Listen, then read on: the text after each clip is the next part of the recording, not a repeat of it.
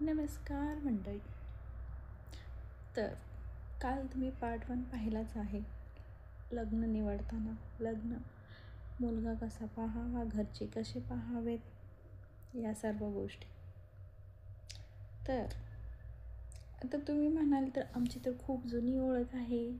5 वर्षापासून ओळखतो, 10 वर्षापासून ओळखतो, घरी येणं जाणं आहे, चालण्या बोलण्यातले लोक आहेत, प्रोफेशनल दिसतंच, टिपटॉप राहतात, या सर्व गोष्टी. तरीही तुम्ही फसू शकता, नो डाऊट. दिसण्यावर जाऊ नका, ओळखीवर जाऊ नका. ॲक्च्युली ना, मॅरेज म्हणजे अनप्रिडिक्टेबल आहे. कोणीच काही नाही करू शकत. कितीही ओळखीचं असू दे, कितीही जुना असू दे, नात्यातलं असू दे, काही असू दे, फसवणूक होतेच. हो ना.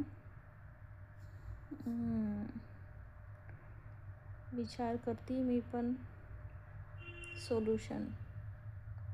Actually no marriage is better, but he जालिम दुनिया सिंगल राहू देत नाही ना.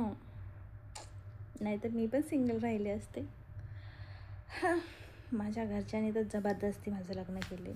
काय करू? No option. माझ्या व्हिडिओजला लाईक करा, शेअर करा, कॉमेंट करा, प्लीज सबस्क्राईब करा.